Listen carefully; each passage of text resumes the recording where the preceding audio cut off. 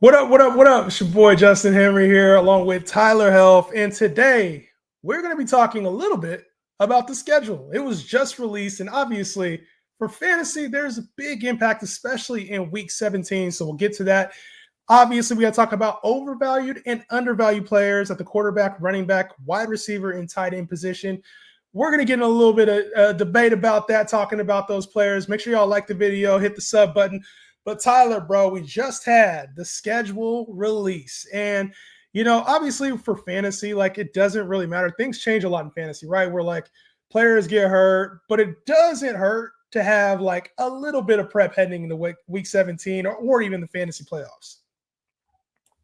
Yeah, I like to look at I play a lot of best ball, so I like to look at week 17 in particular just because that's when majority of fantasy championships are. So it was exciting to see the schedule come out because last year week 17 was really meh, but Yeah. this year you have a lot of really good games. For week 17, you have teams like it's the Lions, Vikings playing against each other.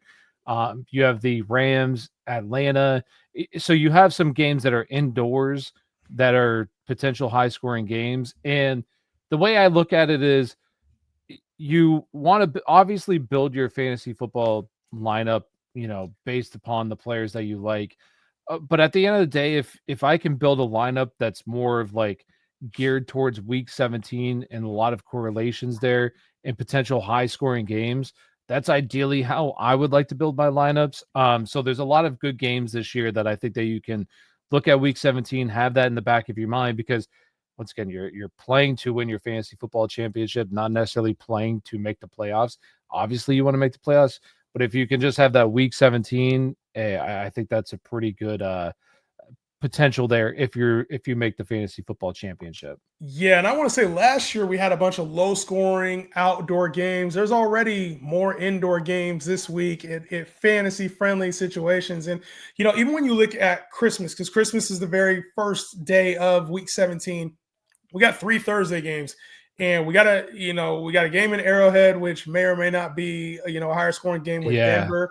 But I look yeah, at that Dallas Washington game, and yeah, even though it's outdoors, it feels like it could get high scoring. Detroit, Minnesota, that we already know that could be pretty high scoring. That Detroit Minnesota game, for all intents yeah. and purposes, could get crazy when we're talking scoring. So when you're talking about best ball and kind of that that lineup manipulation where you want to have correlation between players that play for the same teams and in the same matchups. You're already getting division matchup there with Detroit and Minnesota, so they'll play each other more than once. But that definitely has like 54, 53 point Oh yeah. total esque type production out of it.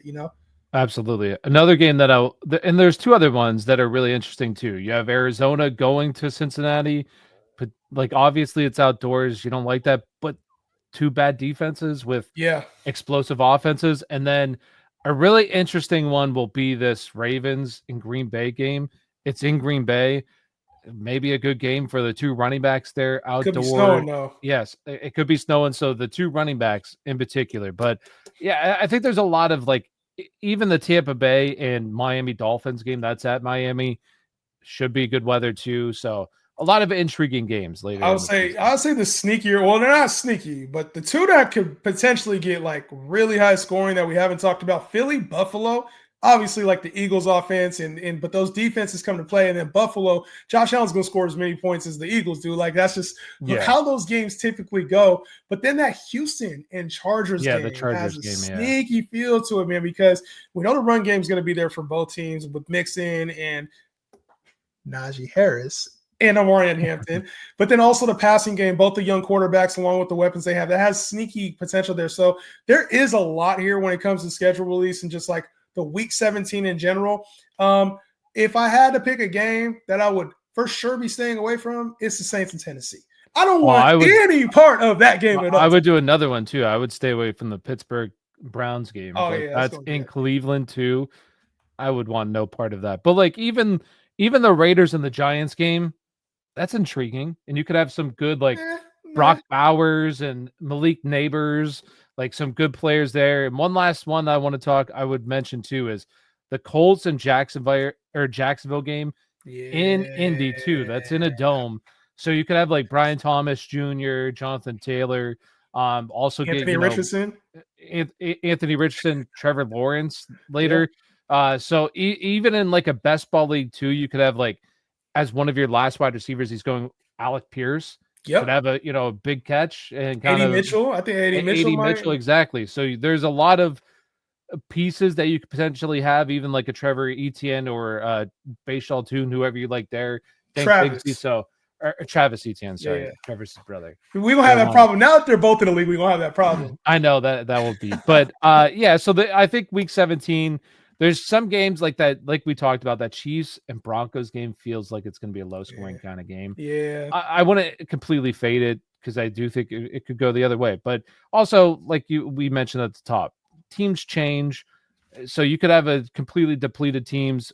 Your stars get hurt, but like this is a good baseline that there's a lot of really intriguing games that I would stack if you could, if it worked out the way the draft worked out, it fell the way that it did. Stack the games that you think could be high scoring. There could be quite a few high And I scoring games in mean, the that slate. last game on the agenda for that week, the Rams and the Falcons, like those Yeah, are two fast teams, and with in a Devontae Adams dome. now at the Rams, it's in a dome. Like there's potential there. And I think for most of those, like you'd have to draft your Rams early to really get the best of that. But like if you do Drake London, Kyron, Devontae, you can kind of stack You that could up. have a And then lot. even Yeah, later, like a Kyle Pitts or Ferguson, like if you happen to get Terrence Ferguson really late, like you could get Michael Penix a lot later. You could stack that game. Stafford doesn't go till way Stafford later. goes way And so later I think too. if you're playing basketball and you're looking at a game for like that last, that little bit of Monday night love, Win your championship Monday night. you could, especially if that's a higher scoring game. So a lot there. And I think this schedule release, some of the teams were kind of fun with it. I saw that one of the teams got in trouble there. The Colts got a little bit of Yeah, the trouble there Colts got in playing, having a trouble. little too much fun at Tyreek Hill's Yeah, expense. But other than that, man, schedule release is always a 1 day thing. I'm like, bro, what's the point? I We don't know know. they're playing I all think week. it's kind of stupid, but it's the NFL. It's how they make more money. It's stupid, but More whatever. money, more attention, bro. But Yeah, that also gets the clock started for us in fantasy. And yeah. now, like we talked about with the playoff matchups, it's easier for us to start to like find who has bad schedules, or maybe now we can start to really tinker into values, right? Who's overvalued, who's undervalued. And let's start at the quarterback position. I just want to go over a few names, Tyler, because I feel like with these names, it's easy to like there's names that we know in the community, but sometimes we don't always know their value. We just go, if it's not you and I, whoever's watching might just go with ADP, right? And wonder, why is this person down there? One of the players that's outside of the top 15 quarterbacks and slowly creeping up, Dak Prescott. Dak Prescott. And obviously, with the addition of George Pickens, things are going to start to come up for Dak. But I have serious questions about why Dak Prescott is not ranked in the top 12. Now, I get it. He's missed time and injuries have been a thing. And obviously, this offense is going to change. Kellen Moore is out. Mike McCarthy's out. So things are going to be different for Dallas. The offensive line's not very good. But when you got CeeDee Lamb and now you have George Pickens, you also have Jake Ferguson returning. He was banged up a little bit last year. Like this team is going to be much more gifted offensively. Not to mention, they ain't got no running back. You got Javonte Williams and Jadon Blue and Miles Sanders. Like this backfield isn't anything to write home about. So we know Dak can be a 5,000-yard passer. We know Dak has multiple weapons. He can use deep downfield. He can use target hog and CeeDee Lamb. Why is that going outside of the top 12 quarterbacks when typically he's a top 5 quarterback when it's all said and done? He's one of my favorite values right now. Honestly, I love where Dak is going. I will say there's also just a lot of quarterbacks that go in that range that if I don't get Dak, it's okay because I can land with like Trevor Lawrence or Justin Herbert. The one thing I will say, and you kind of mentioned this as well, is that I feel like he'll go higher than where he's Yeah. currently going right now. As the preseason progresses, and more and more people get into drafting, I definitely think his ADP will creep up. I've already seen it start to creep up on Underdog, so I think it will just continue to creep up. But yeah, like there's a lot of back end QB ones that I like. Drake May, even like Bo Nix. There's other guys in this mix that have potential, but I like Dak Prescott a lot if I'm especially in best ball drafts right now because he's very easy to stack with some of that Dallas offense that's kind of underappreciated. And we see this all the time when guys are coming off of injuries. They always kind of get pushed down the board, but like I'd feel much better about Dak coming off of an injury compared to other guys like skill position players coming off an Yep. injury, Yep. just because it's important for the quarterback position, but not as important as, lower body injury for a wide receiver. So definitely a guy that I like targeting in a one quarterback league. I would be a-okay with him being my QB1 for the season because, like you said, we know the potential. Just a couple years ago, I believe he was quarterback 3 in the season. Yep. So the upside's there for Dak. The thing is, it's like with Dak, what's really the risk? Like when you Him talk getting about hurt. Trevor Lawrence or Anthony Richardson or some of these other players in the middle of the, like the QB2 conversation, it's like, oh, we know why, because the risk is there, right? Like they don't perform. They're erratic with their throws. They're more mobile than they are touchdown throwers. It's like with Dak, we know he's a 4,500 to 5,000 yard passer. We know he's going to be somewhere around 30 touchdowns. And that's kind of like the floor. Like outside of injury, it's like the offensive weapons have really changed for Dak.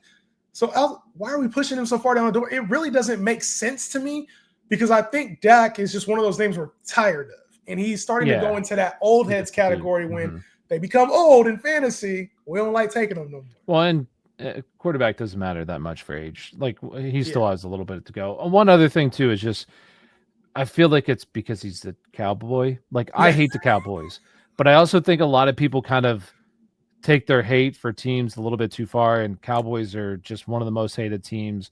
So he just kind of gets that hate just because he's the Dallas Cowboy, which I don't care for fantasy. Yeah, I mean, I hate the Cowboys, but I'll still take Dak. I'll take him. Yeah. Sometimes you got to win your league, and last year a league winner, Bo Nix. He was a league winning type quarterback. You got him for free at the end of the drafts. And shout out to anybody who was able to pick him up, or even if you had him in Dynasty and you had the wherewithal to go get him. Like Bo Nix had an incredible season last year. Now going in the top 10 quarterbacks. Obviously, mobile showed promise last year. Team added weapons, got Pat Bryant this offseason, Evan Ingram this offseason. So adding weapons, and then obviously in the draft got a running back to complement things in RJ Harvey. So Sean Payton really putting together here a nice setup for Bo Nix to come into year 2, where I ain't gonna lie, Tyler, we often see sophomore slumps or a little bit of regression, and everybody just assumes they're gonna make the next leap up. How are you feeling about Bo Nix? Because I do have some concerns about him in year 2. Yeah, he's just a guy that I don't find myself drafting a whole lot just because, once again, there's just that group of quarterbacks. Like Drake May goes after him. I'd rather just take my shot on Drake May. What Bo Nix did last year, though, is he did offer that rushing upside that I don't know if a whole lot of people were anticipating him offering. 400. He had 430 rushing yards last year. So that is there. And then he also had 29 passing touchdowns, which, was pretty good for a rookie quarterback. Like that, I don't even want to say pretty good. That's very good for a rookie quarterback. So I think that there's obviously you could say that, yes, he could have a sophomore slump, but you could also turn around and say, hey, he could only get better from here. Now he's an older quarterback. He was 24. So now he's 25. So you have to consider like, how much does he continue to progress and get better each and every single year because he's already an older quarterback? And then also like, yes, they added Pat Bryant, but I didn't really like Pat Bryant a whole lot in the offseason. That's a whole other combo right there, huh? And then you also have like, didn't add really. I like Evan Ingram, but like you still didn't really add much to this wide receiver room. Like Cortland Sutton's getting older.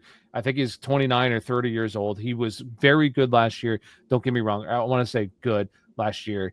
But like there's just not a whole lot. Marvin Mims, like they're building that core out. Troy Franklin. Like it's just a whole lot of guys that I don't feel good about. One guy I do really like. I love Evan Ingram for where he's currently going. And also the other thing with Bo Nix is like, he had the highest check down rate amongst all quarterbacks in the NFL last year. Now, maybe this is just what Sean Payton wants, but a very low yards per attempt and a low check down rate. I'm okay with drafting him, but there's just other guys that I prefer that I think have shown their true upside or intriguing upside than Bo Nix. So he's all right. We've seen it like over the last couple of years, like the quarterback position has been really top heavy, right? You get Lamar, you get Josh Allen, like you get the heavy hitters. And then a lot of it is kind of this middle round of who's healthy. And like Bo Nix was Yeah. healthy when you're talking about a Drake May who didn't play till later, or Trevor Lawrence who got banged up throughout the year. Kyler Murray was, inefficient at times coming off of his injury. So Dak Prescott got hurt last year. Sometimes it's about who plays the 17 games. And I think Bo Nix, who, like you said, had a great rookie year. I think he kind of fell into that category of like, all right, I played all the games, so that's why I'm a top 10 quarterback. I'm not taking anything away from the kid, but I do think when you start to bring in some of those other names now that we're talking about, and you really start to think, okay, like, can Brock Purdy be better than he was last year? Can Caleb Williams take the next step up? Is Jordan Love or CJ Stroud going to be up there? Trevor Lawrence, like Drake May. We talked about all these names that are kind of right there with Bo Nix in terms of potential floor ceiling. They're just going way after him. Those are guys that are going outside of the top 12. So I think a guy like Tua, who we're taking in the top 12, has just as much potential several rounds after you have to take a guy like Bo Nix. So I think when it comes to value, sometimes that's the most intriguing things. And would it surprise you to see a guy like Cam Ward have a nice rookie season in comparison to Bo Nix? No, it wouldn't. Like we've seen even Jay McCarthy. Yeah, or even him. And it's just like at some point, like I think it's good to value a guy like Bo Nix and respect him for what he did, but to push him up the draft board so much, he's going right after like a Patrick Mahomes type player, which is the only thing that I will say is just the rushing upside. Like he did show that rushing upside that you want in a quarterback. 400 yards, 500 yards, 400 yards, yeah, which is nice. That's very nice to have for a quarterback. So that's one reason why I'm okay with taking some of those other guys. But once again, my boy Drake May had more rushing yards than he did last year, and he played, I think, only in 12 games, 13 games. Just so y'all know, I think there's a quota that Tyler comes in with, and he says, I have to say Drake May or Jamar Chase a certain amount of times. I haven't said Jamar Chase yet. Yeah, Not Drake yet. May's had 13 games. Well, let's move on to the running back position, man. And obviously with the running backs, this is where things get dicey because it's easy to pump up the youth and see, somebody had a strong year. And it's also easy to kind of fade like older names at the running back position. We know that's what happens.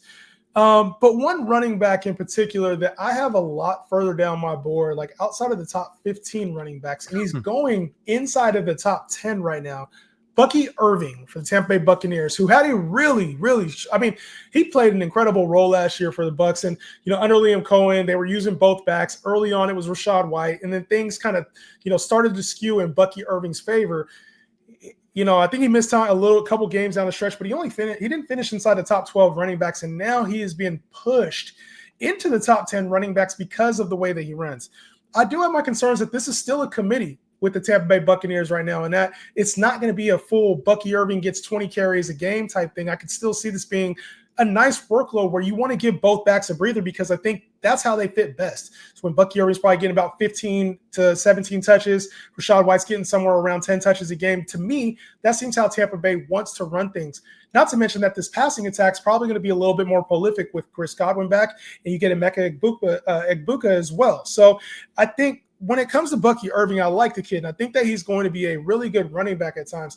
I also think he caught the league off guard last year. I also think that this was one of those players that I don't know if he's ever going to be a true bell cow where he's toting the rock 20 times a game. I think he works best in a split, a la a guy like Tony Pollard at times. So I like Bucky Irving, but I do think when you're drafting a guy in the top 10, especially over players like Breece Hall, Jonathan Taylor, Kyron Williams, established bell cows, it's tough for me to get on that same pace. Now, if he can catch passes at the rate he was towards the end of the year, I'd be a little bit more excited. But I don't know that we're going to see 5 to 7 targets a game out of Bucky Irving this year. I'm a little concerned about where he's going ADP wise right now. I like Bucky. And the reason why I like Bucky is what he showed us last year. And what you see a lot of the times is on average, because I did this little study. I went back 10 years. And on average, you see it's 4.8 running backs over the past 10 years. So about 5 running backs who are new running back ones every single year. Last year, I think it was the lowest it's been, though, just because the rookie running backs were so bad, except him. He was the only good one. But what you see, I think it's right around 50% of the time, these new running backs are actually year 2 running backs who now become RB1. So for me personally, I like Bucky a lot because I just think he fits that criteria. And also just what we saw last year, like Rashad White stinks. Like he stinks, and that's why Yeah, like a little Bucky harsh. started to push him.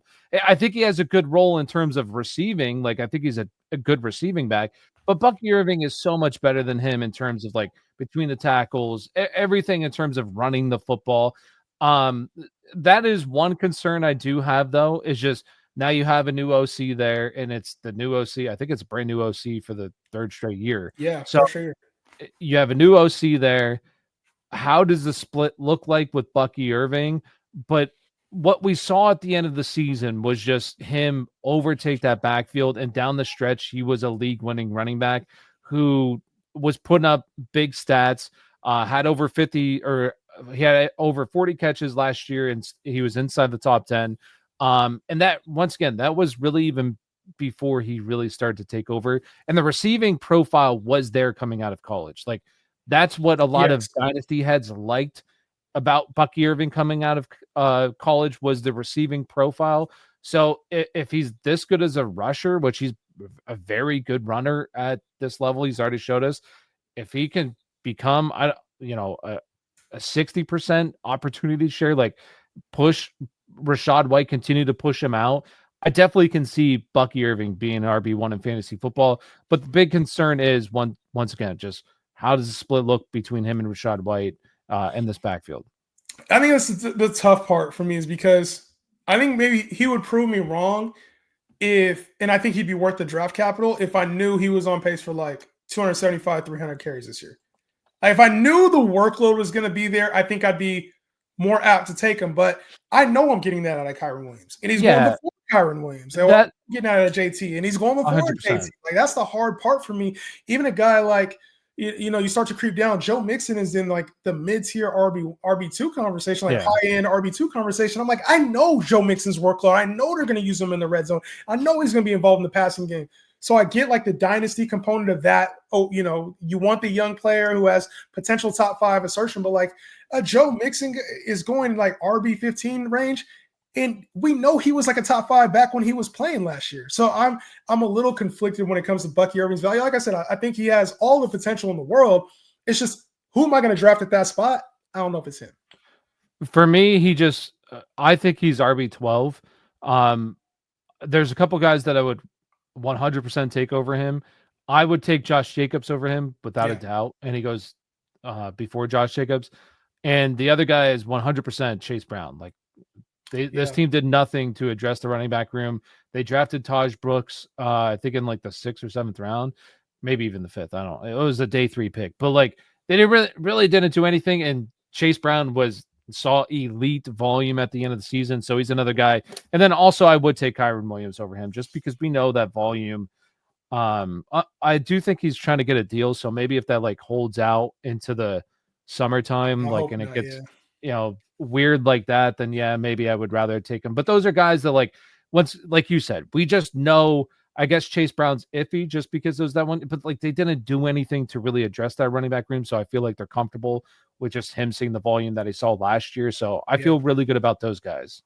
No, Chase Brown should be. I think they're similar to me. Like if I Chase Brown and Bucky Irving, but just one of them has a clear lion's share of the workload, and that's Chase Brown. So I'm Yeah, with you. and Like he's in when I a. rank them, I got him right I would ahead. take So that offense over. I and think great Tampa offense. Bay's offense good. Don't get me wrong, but like I'd rather be attached to Cincinnati. Yeah, and another running back too. Like obviously we talked about Bucky and another running back that's kind of in that same a little bit further down the board, but Chuba Hubbard. He's one of those players where the team signed Rico Dowdle, who had a decent season last year, but he's hard to rank because we know what he was. Like he was a top 10 guy for a majority of the season, kind of tailed off towards the latter part of the season. But Chuba Hubbard, he has the clear workload. I think the concern last year was that Jonathan Brooks would be a part of the offense. Chuba Hubbard was a little bit more unknown, put in a nice solid year last year. And I think the real concern here is where is he going to be? He's going right now just outside the top 15 running backs. And do we show him respect and make him a top 15 to 20 guy? Or is he a person that we should be fading? And I think that's a deep conversation to have because A, you don't really catch the ball at a good rate. B, they brought in a little competition when you talk about Rico Dowdle. And then C, this offense is probably going to take a little bit more of a leap with the passing game due to drafting Ted McMillan, Xavier Legette over the years, and I think just trying to let Bryce Young get a hold of this thing. How are you feeling about Chuba Hubbard? I like Chuba Hubbard. Like with Jonathan Brooks being out for a season, I just think that makes this a lot easier. I know that they did bring in Rico Dowdle. I'm not really interested in Yeah. Rico Dowdle. Um, I think Chuba Hubbard is a solid NFL back. Like when he's had the opportunity, he's honestly produced. He's been pretty good with that opportunity. So for me personally, like one of the biggest indicators for running backs, like one of the stickiest stats is just points per game, like kind of what they did last year and the projected volume. Chuba Hubbard was a workhorse running back when he was on the field. He was fourth in opportunity share at 77%. Three in snap share at 77%, like amongst running backs. That is elite volume or usage. And then if this offense does take a step and get better, and he does see that workload, which I think he's going to because they did pay him last year. So they Yep. made a commitment to him. And now you don't have to worry about Jonathan Brooks whatsoever. I think it's wheels up. He does fall. He's inside my top 20 currently. I think I have him around like 17-ish. Actually, I probably would move him. I'd rather have him, and maybe this will upset you because it's your boy, but like I'd rather have him compared to Alvin Kamara because I am worried. I don't want that offense whatsoever. No way. Yeah. Over Chuba Al, Hubbard you'd was rather have him over Alvin Kamara? Chuba Hubbard was I want to say it was a top 10 running back last year. I think you're kind of underestimating what Chuba Hubbard did last year. No, I think it's more so just based on Alvin Kamara missing a few games too. But like I'm pretty sure Alvin Kamara Alvin missed like the Kamara last wasn't 3 games very and good down still the stretch either. outproduced Chuba Hubbard in PPR. In full point PPR? Yeah, you can tell me if I'm wrong. No, I think where was Chuba in points per game? Yeah, No, he outproduced. just he outproduced in points per game and season long. Yeah, and season long. Yeah. Kamara outproduced Chuba Hubbard, right? So that's why I'm Yeah. like, I mean, the offense isn't going to be there, but like, I'm not taking him over. I'm taking Alvin Kamara 100 times out of 100 over Chuba No, Hubbard. I'm not. I don't want Alvin Kamara. I didn't want him last year, and I'll gladly not take him again this year. Don't with Carr being out. No, thank you. You're about to miss again, bro. No, I feel good about this year. This is the year that some of these running backs begin their decline. Oh God, here we go. It is until the end No, of time. thank you. Well, obviously with running backs, it's we got to see how it plays out. But receivers, let's get into receivers real quick. Nico Collins, another name where people can't kind of get this value. We see sometimes he's in the first round, sometimes he's in the top of the second round right now. Elite receiver, and I think he showed that. Obviously got hurt last year. Had Stephon Diggs to kind of deal with at the beginning of the year. He was playing at an incredible rate, even with Diggs, and then came back to a tank list. Tank Dell was injured, and obviously he'll be out again in 2025. And Stephon Diggs was out for the year as well. Now you enter Christian Kirk, who was traded to the Texans this offseason. You also enter Jalen Noel, also enter Jaden Higgins. So there will be some competition for targets, not to mention Joe Mixon is a big part of this offense as well. I don't know. I like Nico Collins, the receiver. I don't know that I have him as like this top 5 to 7 receiver. I think there's some other guys I like ahead of him. Malik Neighbors, Brian Thomas have a little bit more upside. Even a guy like AJ Brown has a little bit higher ceiling to me than Nico Collins, who I'm going to be honest. The one thing about Nico Collins that we don't really talk about and that he dealt with last year is that he has had a knack to being kind of injury prone over the first few seasons. And he played one complete year his entire career so far, which has been short. But I think that Nico, when he plays, is going to be elite. I have my concerns about him ceiling wise as opposed to some of the other receivers in that same category. I agree somewhat. There's a couple of guys that, I don't mind taking the stab at Malik Neighbors, like Puka Nacua, but I think he definitely fits in that range, in that tier where we saw it last year. I don't know exactly what he was before. I want to say he was either wide receiver 1 or 2 before he got hurt. I believe it was against Buffalo. So he was wide receiver 1 or 2. So we just know like the upside with Nico Collins is there. Like this dude is a very good real life wide receiver. He's a big play threat. he doesn't go down after first contact. Like he's able to do things after the catch. And then you basically get rid of Tank Dell and Stephon Diggs.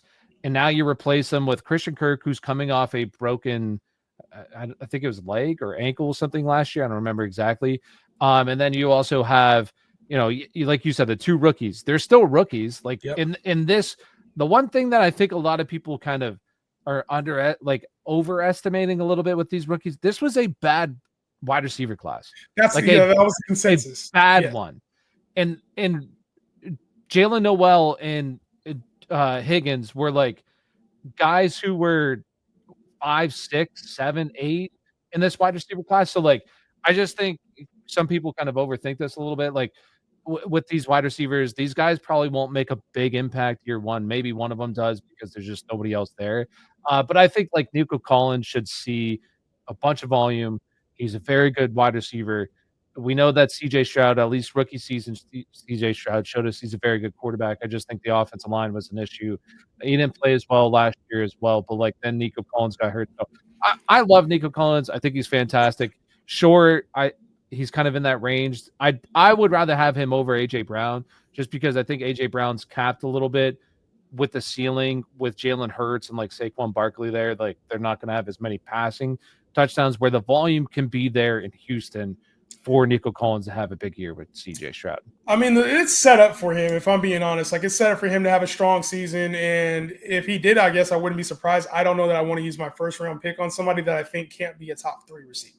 And that's where I think, like, if I'm going to go Brian Thomas, I'm going to go Malik Neighbors. If I'm going to go some of these other players, I want the top 3 upside. And I think that's what Nico is lacking. Even on a week-to-week basis, we've seen it with him before. Like, we've seen him be a top 3 guy. I think at one point last year, he was the number 1 receiver up until Jamar Chase had his mega game and he got hurt. I think Nico Collins was the number 1 receiver. So for me, I like Nico Collins. And like I said, I have some concerns ceiling wise. He kind of fits in like that Puka range for me. Like him and Puka are interchangeable as far as rankings for me, because I think that they both have really nice floors and just semi-limited ceilings compared to maybe some of the other receivers going right around them. That would be my only thing. What about Ladd McConkey? And the people who are watching right now, they know I've been kind of a Ladd hater, so to speak. Like he came in last year and was like wide receiver 3 territory, paired up with Justin Herbert. And obviously they got him the ball in a major way last year. Team got, obviously when the draft got Trey Harris, and I don't really think that was a crazy addition. Signed Mike Williams this offseason. So, I mean, really it's run it back season for Ladd McConkey is what it feels like. But it also feels like this team went and got Najee Harris, drafted Amarian Hampton. Like they're going to try to focus on the ground game, which in turn should open things up for the passing game. But it feels like a re-emphasis on the ground game is going to be there. And also, we talk about Ladd, like, I don't know that the touchdowns will be there. He was kind of carried by 7 touchdowns last year, and I think touchdowns are one of those things that seems like it's very consistent until it's not. You got to take Ladd McConkey in the top 12 receivers right now. Are you taking him in the top 12? Absolutely. Like once like AJ Brown's off the board, and I would even argue he's there with AJ Brown. Like it's Ladd McConkey. Like I think Ladd gets a lot of unnecessary hate. And I will say last year I was very skeptical with Ladd just because of the college production that he had. Yeah, he had like nothing. Yeah, there wasn't much there. But the one thing with Ladd that I think people forget, he just finishes a top 12 wide receiver in fantasy football as a rookie. Like as a rookie wide receiver. Like these guys that do that, they typically only get better. Like we don't really see these guys get worse.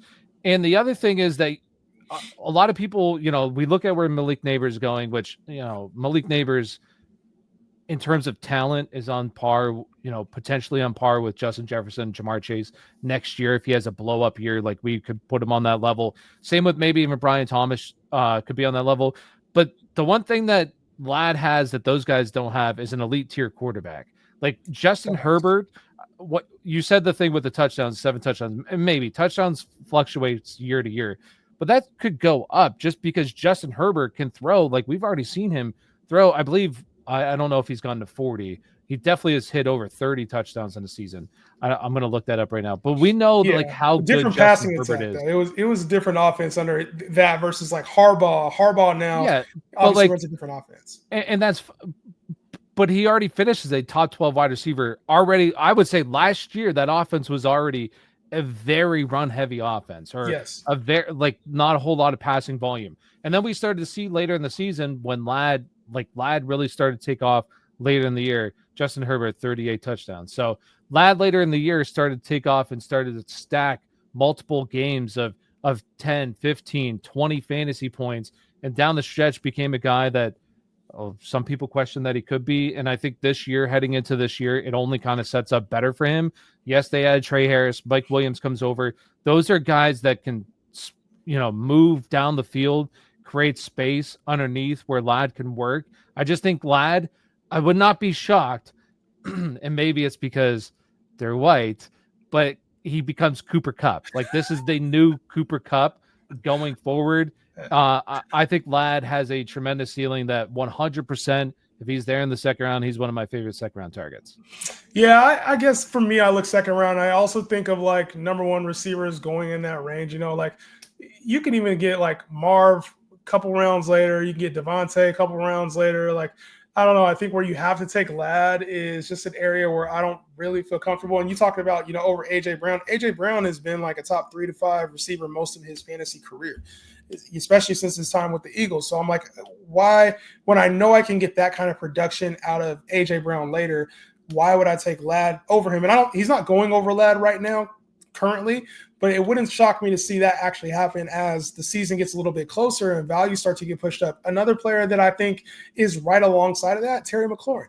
Like, he's going a few picks afterward. Mike Evans going a few picks afterward. I would just rather have those guys over Ladd McConkey, and I get the upside is there yardage wise, but to me, maybe I'm tripping, and this could be one of those, maybe Jahan, maybe you tripping, but it feels like the ceiling is just a little bit limited when it comes to Ladd McConkey in this offense. I don't know. I may, and this is, I think you're sometimes tripping. You can't get off your I think take. You're overthinking this. I'm not overthinking it. So give me an elite season for Ladd McConkey. Like, what do you think those numbers look like? Is that 1,500 yards? I'm not there. Well, 10 touchdowns? I would say I would probably prefer him more in like a full point PPR league rather than, like a standard scoring. But I would say like where he could potentially be. I mean, he already had 1,100 receiving yards last year, which was top 10 in terms of wide receivers. So if he can grow, which, he was a rookie, I do think that he could push, 1,300 yards, especially if this offense, which I would say they kind of want to open this thing up with some of the additions. They also, like you said, added a running back, but they desperately needed one because maybe they didn't like what they saw. I don't even want to say like what they saw at JK, but they didn't bring him back. So you bring in Omari Hampton, but then you, like I said, you also add Trey Harris and Mike Williams. So you want to open this thing up, and you just know your best player in offense is your quarterback. Like, this is your best guy. So I wouldn't be shocked to see Ladd McConkey be a top 5 wide receiver next year in fantasy football, especially PPR leagues where he's just a target sponge. Like, that's I don't want to say this. I don't want to say he's going to be Cooper Kupp, but like Cooper Kupp-esque where Kupp is never going to be Jamar Chase. Like, Jamar Chase can take a 80-yard screen to the house.